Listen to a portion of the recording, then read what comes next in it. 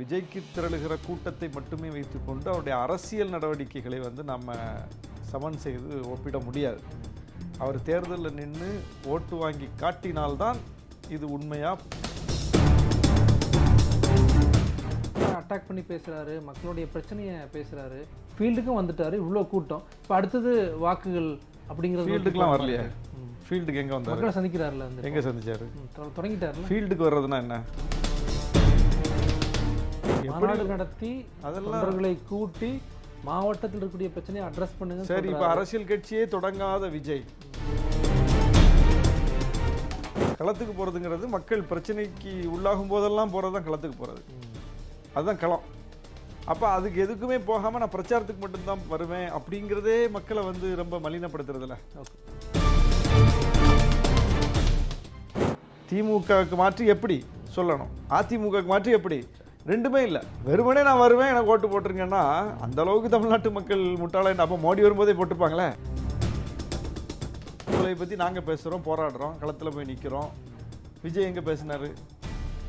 இப்போ கவின் அப்பா விஜய் வருவார்னா சொன்னார். எங்கள் தலைவர் திருமாவளவன் வருவார் தானே அவர் சொன்னார். அப்போது பாதிக்கப்பட்டவங்க யாரை தேடுறாங்க? ஏன் உங்களை தேடலை? உங்கள் மேலே ஏன் நம்பிக்கை வரல? திருச்சியில் நடத்தின மாநாடு, பேரணி நடத்தணும், திருச்சி திணறிச்சா இல்லையா? ஆனால் எங்களை இப்படிலாம் நீங்கள் காட்டல. யாரும் இப்படிலாம் ட்ரோன் போட்டு திருமாவளவன் ஏர்போர்ட்டில் இறங்கிட்டார், இந்த பேரணி எப்போ தொடங்கினாங்க, எப்போ முடியுது, இவ்வளோ நேரம் இந்த திருச்சியை கடந்து வர்றதுக்கு இவ்வளோ நேரம் ஆகிருக்கு, மணிக்கணக்கில் ஆகிருக்குன்னு யாரும் அதெல்லாம் வர்ணனைலாம் பண்ணல.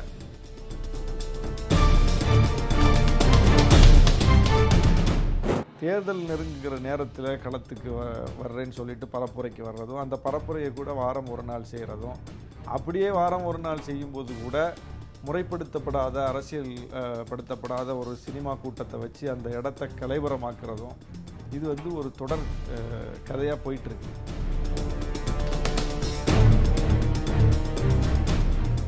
மாலை முரசு நேயர்களுக்கு வணக்கம். இன்றைய இந்த சிறப்பு நேர்காணல் பகுதியில் விடுதலை சிறுத்தைகள் கட்சியினுடைய மாநில துணை பொதுச் செயலரும் நாகை சட்டமன்ற உறுப்பினருமான திரு ஆலூர் ஷானவாஸுடன் பேசியிருக்கிறோம். வணக்கம். விஜய் பிரச்சாரத்தை தொடங்கிட்டார். அவ்வளவு கூட்டம், பேச்சு அப்படிங்கிறத தாண்டி கூட்டமே ஒரு பேசுபொருளாக மாறி இருக்கு. எப்படி பார்க்குறீங்க? இல்லை, விஜய் போகாமலேயே தேட்டரில் இதை விட பெருங்கூட்டம்லாம் கூடுத. விஜய் அங்கே போகிறது இல்லைல்ல, அவர் படம் தானே வருது. இதாவது தரையில் தோன்றுகிறார், அது திரையில் தான் தோன்றுகிறார். திரையில் அவர் தோன்றும் போதே கட்டுக்கடங்காத கூட்டம் கூடுது. தியேட்டரில் கொள்ளளவையும் தாண்டி வெளியே ஒரு மிகப்பெரிய கூட்டம் கூடுது.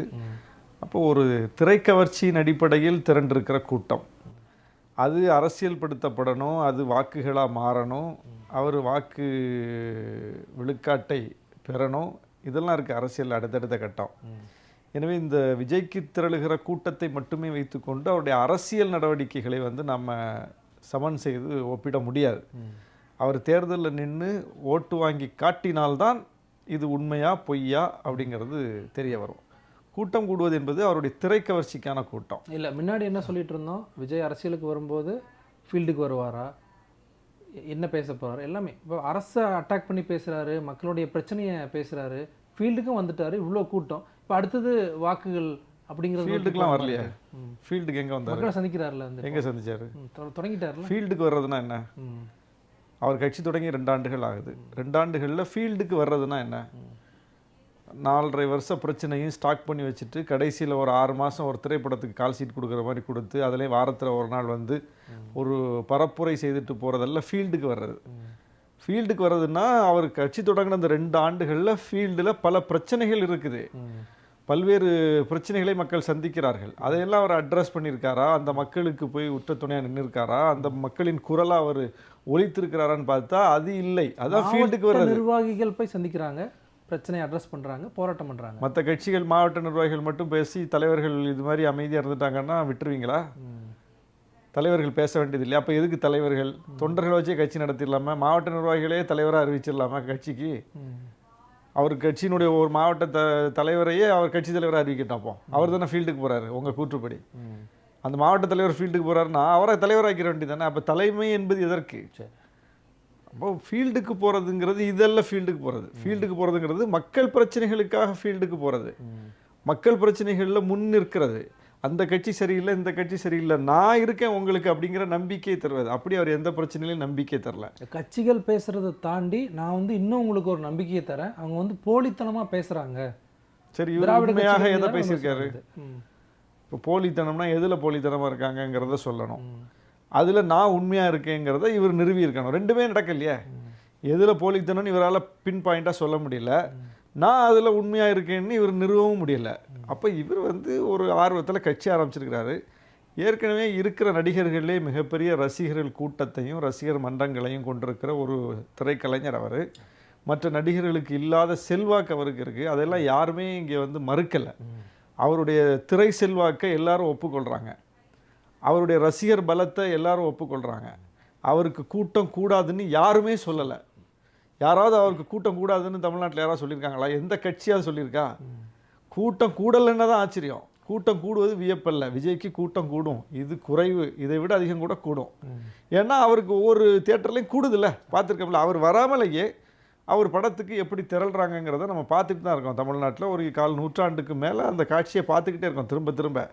அதனால் அப்போ அவரை பார்ப்பதற்கு ஒரு மிகப்பெரிய கூட்டம் வரும். அது ரசிகர்களாகவும் இருக்கலாம், பொதுமக்களாகவும் இருக்கலாம். பெண்கள்கிட்ட இன்னும் கூடுதலாக ஒரு திரைநாயகனை நேரில் பார்க்குறதுக்கு ஒரு ஈர்ப்பு இருக்கும். வர்றாங்க, இளைஞர்கள் வர்றாங்க. அப்போ இளைஞர்கள் பெண்கள் அதிகமாக வர்றாங்கன்னா அந்த திரைநாயகனை எப்படியாவது நேரில் இன்றைக்கி ஒரு நாள் பார்த்துட மாட்டோமாங்கிற அந்த ஈர்ப்பில் வர்றாங்க. ஆனால் அரசியல் என்பது முற்றிலும் இதற்கு எதிரான முரணான ஒரு ஏரியா அது. இல்லை, திரைநாயகன்னு சொல்லி மட்டுமே வந்து அவரை நம்ம தள்ளிகிட்டே இருக்கோமா? இப்போ வரைக்கும் அவர் அப்படி தானே இருக்காரு. அதை தாண்டி அவர்கிட்ட என்ன அரசியல் நடவடிக்கை வெளிப்பட்டிருக்குது? அவர் ஒரு அரசியல் தலைவராக பரிணாமம் பெறுவது நம்ம கையிலே இருக்கு. அவர் இதுவரைக்கும் திரைக்கலைஞர். அவர் வந்து கட்சி தொடங்கிட்டாரு. கட்சி தொடங்கிய பிறகு அவர் திரைக்கலைஞராக தான் இருக்கார். மாநாடு நடத்தி அதெல்லாம் கூட்டி மாவட்டத்தில் இருக்கக்கூடிய பிரச்சனையை அட்ரஸ் பண்ணுங்க. சரி, இப்போ அரசியல் கட்சியே தொடங்காத விஜய் நற்பணி மன்றம்ங்கிற பேரில் விக்கிரவாண்டியில் மாநாடுன்னு அறிவிச்சிருந்தா இதே கூட்டம் வந்திருக்குமா வராதா? இதே விஜய் அரசியல் கட்சி தொடங்காமலேயே திருச்சி ஏர்போர்ட்லேருந்து அந்த மரக்கடை வரைக்கும் வந்து இப்போ போகிறாருன்னு வைங்க. அரசியல் கட்சியை அறிவிக்காமலேயே ஒரு நடிகராகவே அவர் போனால் இதே இன்னைக்கு பார்த்த காட்சியை பார்ப்போமா மாட்டோமா? அப்புறம் ரெண்டுக்கும் ஒன்றும் இது இல்லை. அப்பவும் இதே விஜய் தான், இப்பவும் அதே விஜய் தான். இந்த கட்சி இந்த இதெல்லாம் விட்டுருங்க. விஜய் ஒரு நடிகராக திருச்சி ஏர்போர்ட்டில் போய் இறங்குறார். நான் இன்றைக்கி வந்து திருச்சியில் ஒரு நிகழ்ச்சியில் கலந்துக்க போகிறேன்னு சொல்கிறார். ஒரு இடத்த ஃபிக்ஸ் பண்ணுறார். ஏர்போர்ட்லேருந்து அந்த இடத்துக்கு போகிற வரைக்கும் முன்னறிவிப்போடு அவர் போனால், இந்த நாளில் வரப்போகிறாரு இப்படியெல்லாம் வந்து வெளியே சொல்லி விளம்பரம் செய்யப்பட்டு அவர் போனால் திருச்சியில் என்ன நடந்திருக்கும்? இதை விட கூடுதலாக என்ன நடந்திருக்கும்? அல்லது இதை விட குறைவாக என்ன நடந்திருக்கும்? இன்றைக்கி என்ன பார்த்தோமோ அது அப்படியே நடந்திருக்கும். அப்போது அரசியல் கட்சியே அங்கே தேவையில்லை. அரசியல் கட்சி ரெண்டாவது. அரசியல் கட்சி இல்லாமலேயே அவருக்கு இந்த கூட்டம் கூடும். ஏன்னா அது அவருடைய திரைக்கவர்ச்சியின் மூலம் பெற்றிருக்கிற செல்வாக்கு. அதை நோக்கி நகர்றாங்களே சார். இப்போ வந்து மாவட்ட லெவலில் எல்லா விதமான கட்டமைப்பு, பூத் லெவலில் கட்டமைப்பு, அதை நோக்கி நகர்றாங்களே. இப்போ அந்த நகர்தல் வந்து அது அரசியலே படுத்தலைங்கிறது தான் உங்களுடைய வாதமாக இருக்கா? அப்போ அரசியல் படுத்தியிருந்தால் இன்றைக்கி அரசியல் பேசியிருக்கணும், மாநாட்டில் அரசியல் பேசியிருக்கணும், அரசியல் ரீதியான தீர்மானங்களை ஏற்றியிருக்கணும். அப்படியெல்லாம் எந்த ஒரு வெளிப்பாடுமே அவர்கிட்ட இல்லை. பிரச்சனைகள் மாநிலத்தினுடைய பல தேர்தல்களை சந்திச்சிருக்கிறாரு. அது பொதுவாக பேசுகிறாரு. அவர்கிட்ட பின் பாயிண்டாக எதுவுமே இல்லை. இன்றைக்கி கூட அவர் 10 நிமிடத்துக்கு மேலே பேசலை. இவ்வளோ பெரிய கூட்டம், அவ்வளோ பிரச்சனை இருக்குது நாடுதல்வி அளவில்.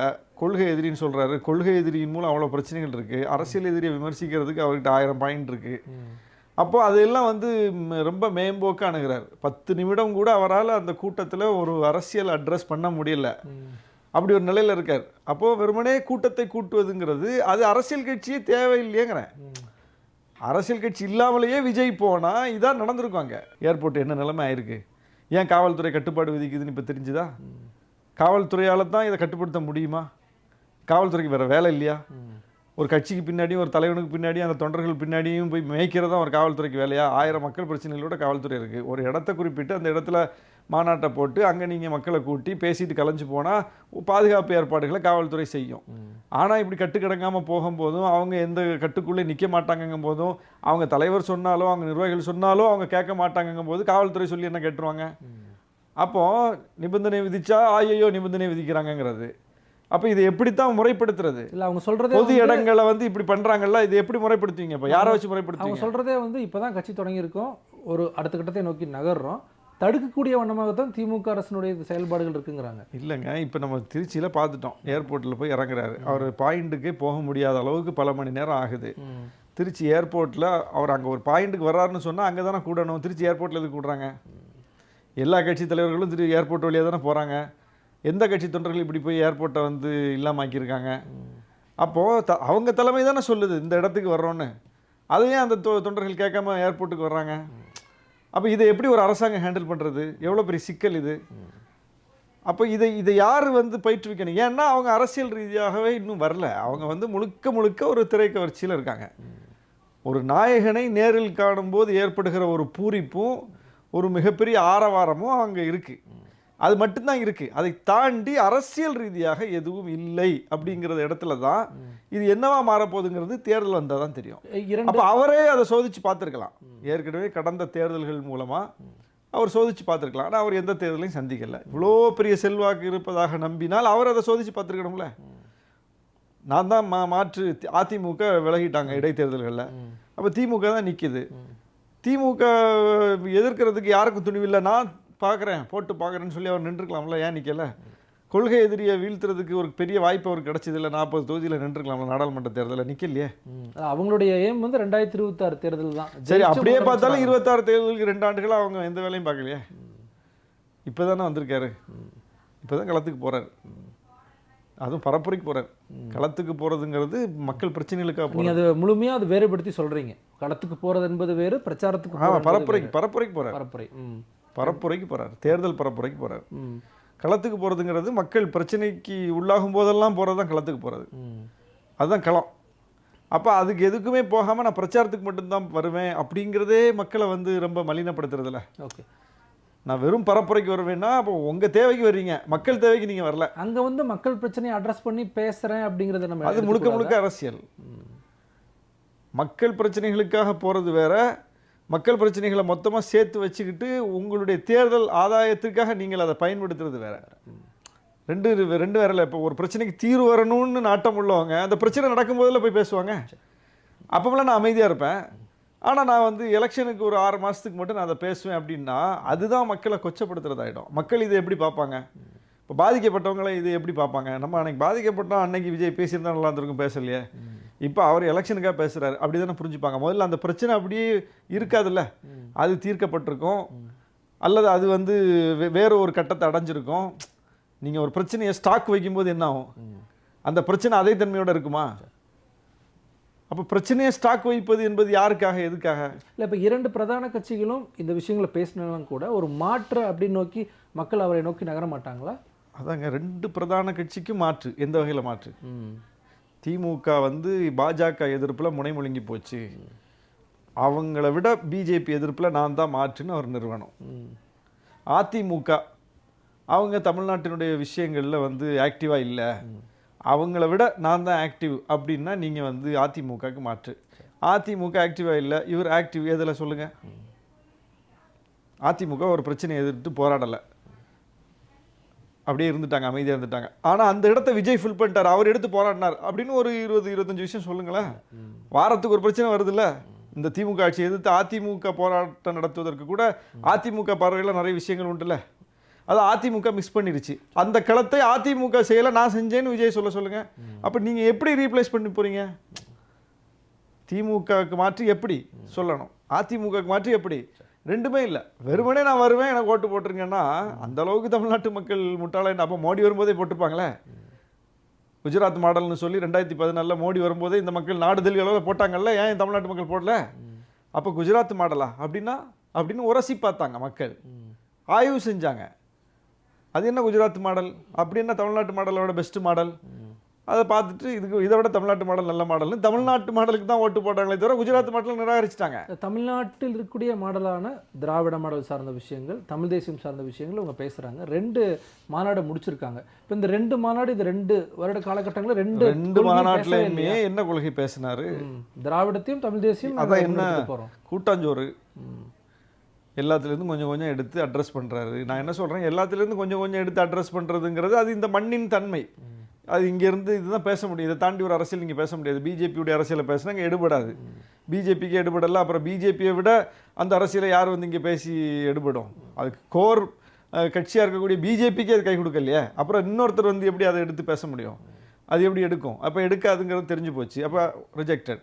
வேறு எது எடுக்குது? மாநில சுயாட்சி, சமூக நீதி, மொழி உரிமை, இதெல்லாம் தான் தமிழ்நாட்டில் எடுக்குது. அப்போ அதுதான் இங்கே திமுகவுடைய பாயிண்ட்டாக இருக்குது. அதுதான் இங்கே உள்ள மற்ற கட்சிகளுடைய கோர் பாயிண்ட்டாக இருக்குது. அதில் கிளாரிட்டி. அப்போ அதை எடுப்போம்னு சொல்லி ஒரு கட்சி எடுத்தா அவங்கள விட பெட்டர் பெர்ஃபார்மன்ஸ் பண்ணுறாங்க. அதில் கிளாரிட்டி இருக்காங்களா? கிளாரிட்டி இல்லை. ஒன்று, நீங்கள் கிளாரிட்டி இருந்தால் நீங்கள் பெர்ஃபார்ம் பண்ணுவீங்கல்ல. இப்போ வாக்கு திருட்டு பற்றி திமுக தான் பேசுது, காங்கிரஸ் தான் பேசுது, திமுக கூட்டணி தான் பேசுது. நாங்கள் பேசுகிறோம். விசிகே விஜய் எங்கே பேசினார்? ஆணவ கொலை பற்றி நாங்கள் பேசுகிறோம், போராடுறோம், களத்தில் போய் நிற்கிறோம். விஜய் எங்கே பேசினார்? இப்போ கவின் அப்பா வந்து விஜய் வருவார்னா சொன்னார். எங்கள் தலைவர் திருமாவளவன் வருவார்னு தானே அவர் சொன்னார். அப்போது பாதிக்கப்பட்டவங்க வந்து யாரை தேடுறாங்க? ஏன் உங்களை தேடலை? உங்கள் மேலே ஏன் நம்பிக்கை வரல? இந்த வந்து டீலிமிட்டேஷன் பற்றி முதலமைச்சர் தான் நாடுதல்வியலில் விவாதத்தை உருவாக்குனார். நீங்களே உருவாக்குனீங்க. அப்போ டீலிமிட்டேஷனுங்கிறது ஒரு மாநில பிரச்சனை, மாநில சுயாட்சி பிரச்சனை. புதிய கல்விக் கொள்கை மாநில பிரச்சனை, மாநில சுயாட்சி பிரச்சனை. இந்த பதவி பறிப்பு மசோதா ஒரு மாநில சுயாட்சி பிரச்சனை. வாக்கு திருட்டு ஒட்டுமொத்த ஜனநாயகத்தின் மீதான தாக்குதல். அப்போ ஒவ்வொன்றா நடந்துக்கிட்டு இருக்குதுங்க. உங்கள் கொள்கை எதிரியின் மூலம் நடக்குது. ஒரு மூமெண்ட் இல்லையே, இவ்வளோ பெரிய மூமெண்ட் தானாக உங்களுக்கு திரளுது. அந்த மூமெண்ட்லேயும் அந்த பிரச்சனைகளை நீங்கள் அட்ரஸ் பண்ணலையே. இப்போ அந்த பிரச்சனையை அட்ரஸ் பண்ணாமல் மாநிலம் சார்ந்த பிரச்சனைகளை சரியாக, அது மாநிலம் சார்ந்த பிரச்சனை தானேங்கிறேன். இல்லை, நான் சொல்கிறது மாநிலம் திமுக அரசு இருக்கக்கூடிய என்ன சொல்கிறேன், நீங்கள் திமுக விட பெட்டர் பெர்ஃபார்மன்ஸ் பண்ண போகிறேன்னு சொன்னீங்க, அப்படி தானே? ஆமாம் ஆமாம். திமுகவை விட பெட்டர் பெர்ஃபார்மன்ஸ் பண்ண போகிறேன். திமுக எதில் பெர்ஃபார்மன்ஸ் பண்ணுது? பாஜக எதிர்ப்பு. ஆமாம், அதில் உங்களுடைய பெர்ஃபார்மன்ஸ் என்னன்னு கேட்குறேன் நான். நீங்கள் தான் ஒரு பாயிண்ட்டுக்கு வர்றீங்க. திமுகவை விட இதில் அவர் வந்து சிறப்பாக செயல்பட போகிறாரு அப்படின்னு. அதான் திமுக விட திமுக செயல்பாடு இதில் எல்லாம் தான். திமுக விட இதில் நீங்கள் என்ன செயல்பாடு?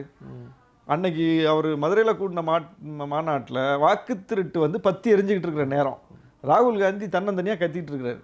ராகுல் காந்திக்கு துணையாக இங்கேருந்து போய் நம்முடைய முதலமைச்சர் தான் போய் நின்னாரே தவிர அந்த மாநாடு கூட்டியும் அதில் அவர் அதை அட்ரஸ் பண்ணல.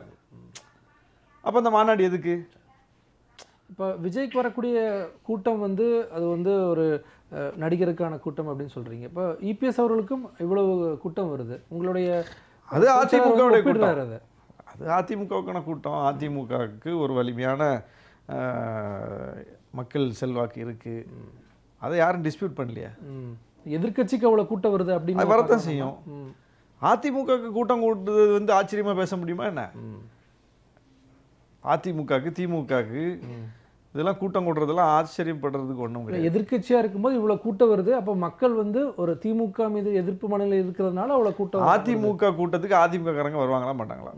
அதை விட அதிகமாக இருக்குங்கிறது அவங்களுடைய ஒரு டாக்கர். அதிமுக காரங்க வருவாங்க. அதிமுக கூட்டம் வந்து வரலன்னா அதிமுக இல்லாமல் போயிடுச்சுன்னு அர்த்தம். அப்போ அதிமுகக்குன்னு ஒரு குறிப்பிட்ட வாக்கு விழுக்காடு 20 விழுக்காடு வரைக்கும் அவர் இப்போ வாங்கியிருக்காரு கடைசியாக. அப்போ 20 விழுக்காடு வாக்கு வச்சிருக்கிற ஒரு கட்சிக்கு ஒரு முச்சந்தியில் நிற்கும் போது ஒரு கூட்டம் ஆயிரக்கணக்கில் வரலன்னா அப்புறம் அது என்னங்கிற கேள்வி வந்துடும்ல. அதனால் அதெல்லாம் வந்து அதுக்கெல்லாம் கேள்விக்கே இடம் இல்லை. இல்லை, உங்கள் தலைவர் அதை குறிப்பிட்டு சொல்லியிருந்தார். இபிஎஸ்ஸுக்கும் தான் கூட்டம் வருது. எல்லாருக்கும் கூட்டம் வருங்க, எல்லாருக்கும் கூட்டம். நாங்கள் திருச்சியில் நடத்தினோம் மாநாடு, பேரணி நடத்தினோம். திருச்சி திணறிச்சா இல்லையா? ஆனால் எங்களை இப்படிலாம் நீங்கள் காட்டல யாரும். இப்படிலாம் ட்ரோன் போட்டு திருமாவளவன் ஏர்போர்ட்டில் இறங்கிட்டார், இந்த பேரணி எப்போ தொடங்கினாங்க எப்போ முடியுது, இவ்வளோ நேரம் இந்த திருச்சியை கடந்து வர்றதுக்கு இவ்வளோ நேரம் ஆகிருக்கு, மணிக்கணக்கில் ஆகிருக்குன்னு யாரும் அதெல்லாம் வர்ணனைலாம் பண்ணல. மேடையை காட்டினாங்க, மேடைக்கு எதிரில் கூட்டத்தை அப்படி அங்கே ஒரு திருப்பு இங்கே ஒரு திருப்பு, அவ்வளோதான் முடிஞ்சு. இப்படியெல்லாம் வந்து யாரும் அதை தூக்கி நிறுத்தலையே. இப்போ நிறுத்தியிருந்தால் விசிகேக்கு பாரு எவ்வளோ பெரிய கூட்டம், திமுக கூட்டணியில் இவங்க தான் பெரிய கட்சி அப்படிங்கிற ஒரு விவாதம் நடந்திருக்கணும்ல. ஆனால் எந்த விவாதம் கிடையாது. மேடையில் ஒரு கேமரா வச்சாங்க, அப்படியே கைத்தட்டுற நம்ம தொண்டர்கள் நோக்கி ஒரு கேமரா வச்சாங்க, இங்கே ஒரு திருப்பு அங்கே ஒரு திருப்பு திருப்பிட்டு அவர் பேசுனதில் ஒரு கிளிப்பை போட்டு முடிச்சாச்சு. இந்த சனிக்கிழமை பிரச்சாரத்தை எப்படி பார்க்குறீங்க? சனிக்கிழமை 3 மாவட்டங்கள் கட்சி தொடங்கி 2 ஆண்டுகள் ஆகிறது. 2 ஆண்டுகளாக களத்துக்கு வரல. தேர்தல் நெருங்குகிற நேரத்தில் களத்துக்கு வர்றேன்னு சொல்லிட்டு பரப்புரைக்கு வர்றதும், அந்த பரப்புரையை கூட வாரம் ஒரு நாள் செய்கிறதும், அப்படியே வாரம் ஒரு நாள் செய்யும்போது கூட முறைப்படுத்தப்படாத அரசியல் படுத்தப்படாத ஒரு சினிமா கூட்டத்தை வச்சு அந்த இடத்த கலைவரமாக்குறதும், இது வந்து ஒரு தொடர் கதையாக போயிட்டுருக்கு. மக்களுக்கே ஒரு மிகப்பெரிய சலிப்பு. இப்போ இன்னைக்கு மட்டும் இந்த மக்களுக்கு தொந்தரவு இல்லையா? இன்னைக்கு திருச்சியில் எல்லாரும் வந்து சுகபோகமாக இருக்காங்களா? இன்னைக்கு ஏர்போர்ட்டு போவாங்க. திருச்சி ஏர்போர்ட்டை இன்னைக்கு நாடி இருந்த மக்களுடைய நிலைமை என்ன? இப்போ அவர் வந்துட்டு போன பிறகு அங்கே திருச்சி ஏர்போர்ட்டுடைய நிலைமை என்ன? மக்களுக்கு உகந்ததாக இருக்குமா அல்லது அங்கே வந்து சூறையாடப்பட்டிருக்குமா? பாருங்கள், ஊடகங்களில் காட்சியை பாருங்கள். அவ்வளோ தடுப்பு வேலிகளையும் உடச்சி, அங்கே இருந்த விளக்கு லைட்டு ஹீட்டு எல்லாம் உடச்சி, அங்கே என்னென்ன இருந்தோ எல்லாம் உடச்சி தூக்கி போட்டாச்சு. இப்போ மக்களுக்கு இடையூறுங்கிறதெல்லாம் சும்மா, அது இன்னைக்கு ஃபுல்லாக மக்களுக்கு இடையூறு தான் அப்படி பார்த்தா. அப்போது நீங்கள் வந்து முதல்ல உங்கள் தொண்டர்களை நீங்கள் வந்து பயிற்றுவிக்கணும். ஒரு நிகழ்ச்சின்னா நிகழ்ச்சிக்கு வருவோம், அந்த இடத்துக்கு கூடுங்க, மக்களுக்கு தொல்லை பண்ணாதீங்க, அவங்க வீடு இவங்க வீடு அந்த வீடு இந்த வீடு எல்லாம் கூரை எல்லாம் ஏறி இறங்கி. அப்போது இதெல்லாம் வந்து ஒரு அரசியல் படலை. ஒரு ஒரு ஒரு திரைக்கலைஞராக அவரை எப்படி என்ன கோணத்தில் பார்ப்பாங்களோ அதில் எந்த மாற்றமும் இல்லாமல் அப்படியே பார்க்குறாங்க. இது நம்ம பார்க்கல, நம்ம ஒரு கட்சி தொடங்கிட்டாரு, ஒரு தலைவர் அப்படி பார்க்குறோம். ஆனால் அவருடைய ரசிகர்கள் அப்படி பார்க்க இன்னும் பக்குவப்படலை, மாறலை. அவங்க இன்னும் அப்படியே விஜயை பார்க்குற மாதிரியே பார்க்குறாங்க, நடிகர் விஜயை பார்க்குறாங்க. திரு ஷானவாஸ் அவர்கள் வந்து பல ஆண்டுகள் களத்தில் செயல்பட்டு இந்த எம்எல்ஏங்கிற போஸ்டிங் வந்திருக்கீங்க. திரு விஜய் அவர்கள், புதிய அரசியல்வாதியான விஜய் அவர்களுக்கு நீங்கள் என்ன சொல்ல விரும்புகிறீங்க? ஒரு அறிவுரை. அவர் கொள்கை, அவர் கோட்பாடு, அவர் செயல்பாடு, அதுதான் வந்து அவருக்கான வெற்றியை தரப்போகுது. நம்ம சொல்கிறதுக்கு ஒன்றும் இல்லை. நாங்கள் எங்கள் கட்சியை வளர்க்குறதுக்கு தான் நாங்கள் பார்ப்போம், அவர் கட்சியை வளர்க்குறதுக்கு அவர் பார்க்கணும். ஆனால் அவர் கட்சியை வளர்ப்பதற்கான எல்லா வாய்ப்பும் இருந்தும், அதற்கான செல்வாக்கு இருந்தும், மக்கள்கிட்ட மிகப்பெரிய ஒரு ஆரவாரம் இருந்தும், அவருடைய தொண்டர்கள் வந்து, அவருடைய ரசிகர்கள் வந்து அவரை பார்ப்பதற்கு இவ்வளோ தன்னியல்பாக திரண்டும் அதை அரசியல் மயப்படுத்துவதற்கான எந்த ஒரு சிந்தனையும் செயல்பாடும் அவற்றை இல்லை. பேசக்கூடிய விஷயங்களும் பெரிய அளவில் இல்லை, அது ஒன்றும் எடுக்காது. ரொம்ப பேரளவில் தான் இருக்குது, ரொம்ப மேலோட்டமாக இருக்குது. அவருக்கு தெரியல என்ன என்ன பிரச்சனையை கையில் எடுக்கிறதுன்னு தெரில. நிறைய தடுமாற்றம் இருக்குது அவர்கிட்ட. ரெண்டு விதமாக பிரிக்கலாமா சார்? நீங்கள் வந்து களத்துக்கு போய் பிரச்சனையை பேசி மக்களுடைய ஓட்டு வாங்குறீங்க. இங்கே வந்து ஸ்ட்ராட்டஜிங்கிற டீம் தான் வந்து செயல்படக்கூடிய விதமாக இருக்குது. அதை எப்படி நம்ம ஒப்பிட்டு பார்க்குறது? அதாவது களத்தில் இருக்கிறவங்களுக்கு வியூகங்கள் வகுப்பாளர்கள் பயன்படலாம். களத்தில் இருக்கிறவங்களுக்கு வியூக வகுப்பாளர்கள் தேவைப்படுவாங்க. களத்தில் இருக்கோம்ல, அப்போ வந்து எங்கே அதிகமான எஃபர்ட் போடுறது, எங்கே எஃபர்ட் தேவையில்லை, தேவையில்லாத இடத்துல போய் எனர்ஜியை வேஸ்ட் பண்ணக்கூடாது அப்படிங்கிற அந்த பகுத்து பார்த்து செயல்படுவதற்கு வியூக வகுப்பாளர்கள் நமக்கு தேவைப்படுவாங்க. ஏன்னா இது முழுக்க ஃபீல்டு ஒர்க்கில் இருப்போம், டேபிள் ஒர்க்கு நமக்கு தெரியாது. அங்கே உட்காந்து நம்ம உட்காந்து எல்லாம் புள்ளி வரம்லாம் எடுத்து என்னென்ன இப்போ என்ன ட்ரெண்டு, எதை எப்படி முன்னிலைப்படுத்தணும், எதை வந்து ஃபோக்கஸ் பண்ணணும் அப்படிங்கிற விஷயங்கள் எல்லாம் நம்ம கவனம் செலுத்த பண்ணாமல் ரேண்டமாக களத்தில் போயிட்டே இருக்கிற ஆட்களுக்கு வந்து இதெல்லாம் துல்லியமாக பண்ண தெரியாது. அவங்க என்ன பண்ணுவாங்கன்னா, ஏன் சும்மா தேவையில்லாமல் எல்லா இடமும் ஒரே எஃபர்ட் போடுறீங்க, இங்கே எஃபர்ட்டை போடுங்க, இங்கே எஃபர்ட் போடாதீங்க, அல்லது இங்கே வந்து கூடுதலாக போடுங்க, இங்கே குறைவாக போடுங்க, இப்படிங்கிறத செஞ்சு வழிகாட்டுறதுக்கும் நெறிப்படுத்துறதுக்கும் தான் வியூக வகுப்பாளர்கள் தேவை. நீங்கள் வியூக வகுப்பாளர்களை மட்டுமே வச்சுக்கிட்டு களத்துக்கே போகாமல் ஃபீல்டே உங்கள் கையில் இல்லைன்னா அதை வச்சு என்ன பண்ணுறது? பேப்பரில் இருக்கும். இல்லை, கடந்த முறை உங்களுக்கு வியூகத்தை வகுத்து கொடுத்து நாங்கள் களத்தில் இருக்கிறோம் சார். 25 வருஷ கட்சிக்கு அவரும் வந்து ஜாயின் பண்ணிக்கிட்டாரு. அவர் கூட போய் நாங்கள் ஜாயின் பண்ணிக்கல. புரியுது உங்களுக்கு? ரெண்டுக்கும் வேறுபாடு இருக்குது. அவர் தான் எல்லாம், அவர் பின்னாடி போனால் விசிகே வளர்ந்துடும், விசிகே போகல. விசிகே வளர்ந்து நிற்கிற ஒரு கட்சி, அதை வந்து டிஜிட்டலைஸ் பண்ணுறதுக்கும், அதை வந்து அடுத்த கட்டத்துக்கு நகர்த்துறதுக்கும், அதை முறைப்படுத்துறதுக்கும் நாங்கள் விரும்பும்போது அவருடைய ஆற்றலை நாங்கள் பயன்படுத்திக்கிட்டோம். அவரும் எங்களுக்கு பயன்பட்டார், நாங்கள் மறுக்கலை. அந்த எந்த இடம் எங்களுக்கு வந்து வீக்காக இருக்குது அல்லது எந்த இடம் எங்களுக்கு தேவைப்படுது, நவீன தொழில்நுட்ப வடிவங்கள்லாம் நாங்கள் கொஞ்சம் தொய்வாக இருக்கோம், அப்போ அந்த இடத்துல வந்து ஃபோக்கஸ்டாக ஒர்க் பண்ணுறதுக்கு ஒருத்தர் வந்து ஸ்ட்ராட்டஜி கொண்டு வர்றாருன்னா நாங்கள் பயன்படுத்திப்போம். அப்போ அது ஏற்கனவே ஒரு சுவர் இருக்குது, அதில் சித்திரம் வரைகிறது வேற, ஒன்றும் இல்லாமல் வெறும் சித்திரத்தை காற்றுல வரைகிறது வேற.